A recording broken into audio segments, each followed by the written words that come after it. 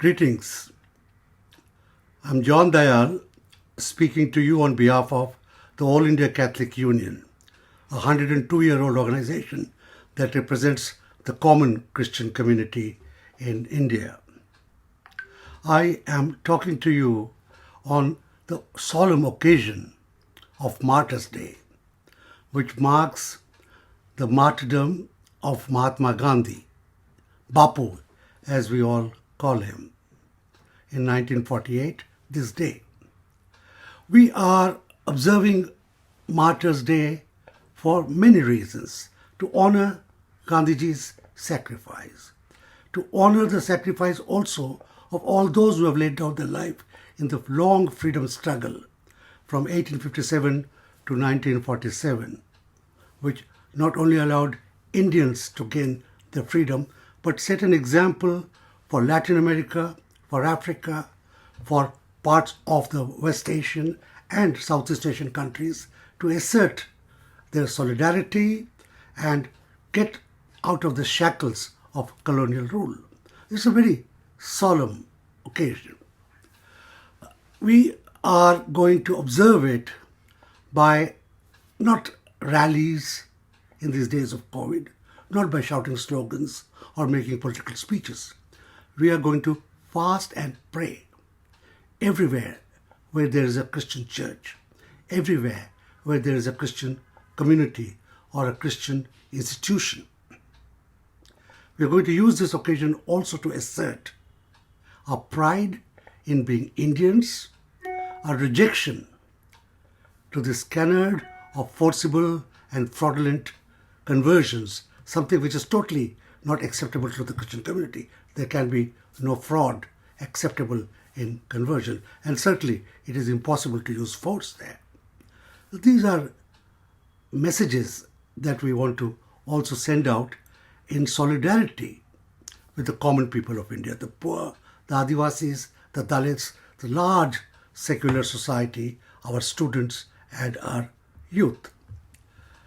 As you all know, the Christian community in India is older than in many other countries in the West or in the East.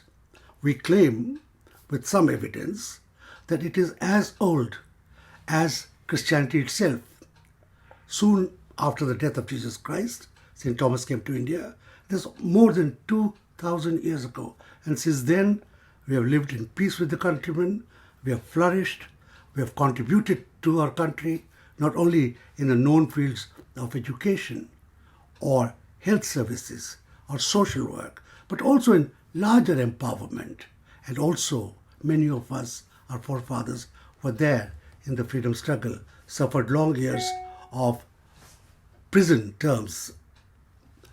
The Martyrs' Day observance will be, as I said, without speeches, slogans, or political signage. It will be silent. The community recalls that Mohandas Karamchand Gandhi, who is known as Mahatma all over the world, is one of the greatest moral forces the modern world has seen. His peaceful resistance led to not only the independence of India, but in the second half of the 20th century, it became an example through which people like Nelson Mandela, Martin Luther King and many others asserted the self-respect for people once under the colonial rule. Gandhiji, Bapu, single-handedly intervened when during partition, the two large communities in India clashed. Partition itself was born in great bloodshed. But in many places, Gandhiji intervened personally, using not his lathi, but the moral force of fasting, going in prayer, and saying he would rather starve to death than see two brothers fight and kill each other. Unarmed and using the powerful instrument of prayer, he challenged and quietened people who wanted to kill each other. He wrote, "My life is my message."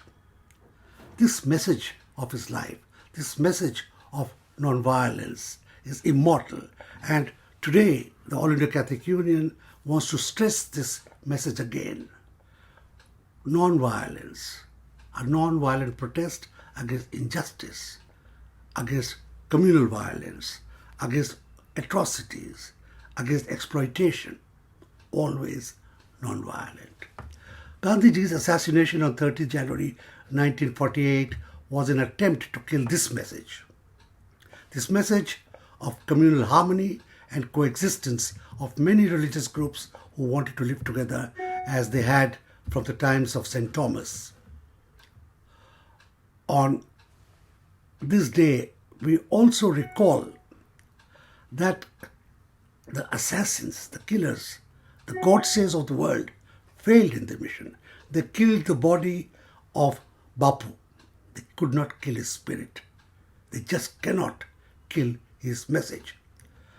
On Martyrs' Day, we, the Christian community in India, members of the All India Catholic Union, members of the National Council of Churches in India, members of the Evangelical Fellowship of India, and all ordinary men, women, children, pastors, priests, nuns that you know, we all solemnly affirm our solidarity with people worldwide who love freedom, democracy, equality, and peaceful coexistence.